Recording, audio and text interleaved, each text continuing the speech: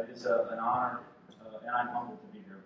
Governor Fallon and all of our distinguished visitors, but more importantly, all the Americans that are behind us, that I get the honor to look at and talk to today.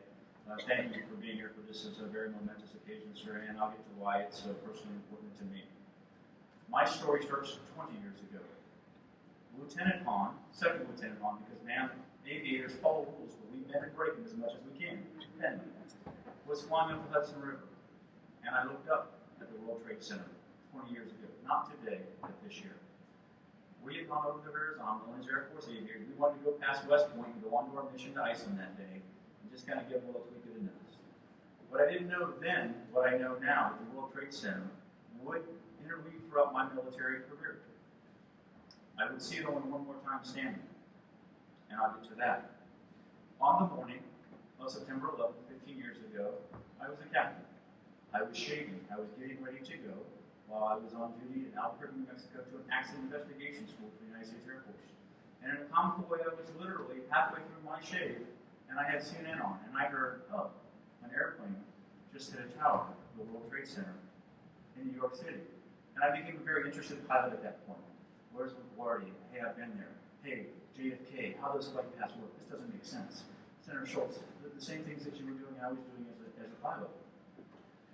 And I was dressing to go to work, and I was getting up a little early, and I put my uniform on, and then I watched on TV the second airplane hit.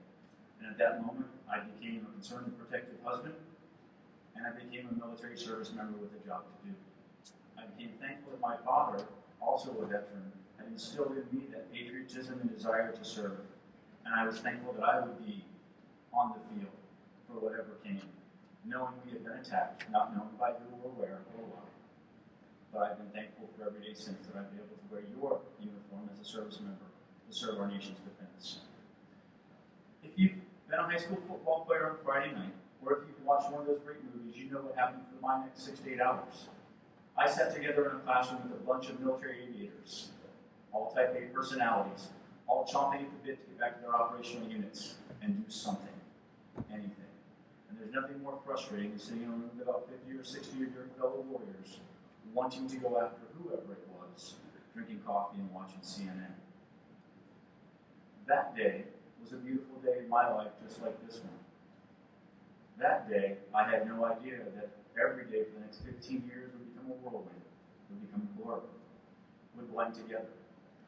So, sir, thank you for this opportunity. For the last 2 days, I finally slowed down and reflected on what that day meant to me.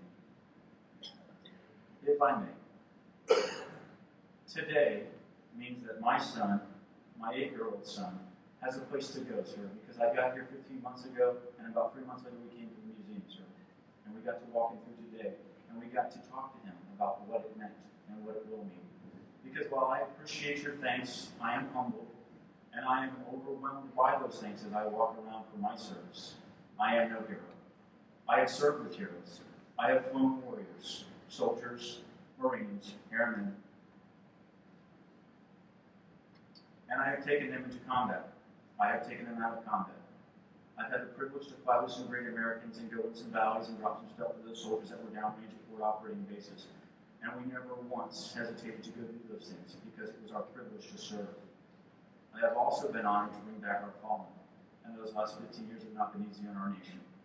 So while I am no sheepdog like these gentlemen over here, our 343 first responders that rode and ran to the fire, our 23 police officers and 37 court police officers that also lost their lives.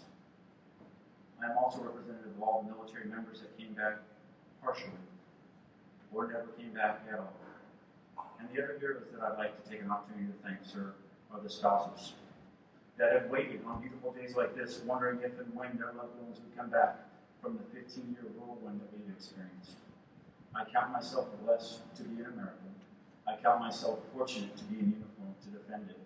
And sir, I humbly thank you for the opportunity for all of us to teach our kids, our grandkids, our nephews, our aunts, our uncles, and every young American how important it is that we be worthy of the sacrifices made on that day and every day since for the last 15 years. And sir, ma'am, everyone, thank you for the opportunity to stand up here and be part of this. And most importantly, may God bless each and every one of you and continue to bless the United States of America.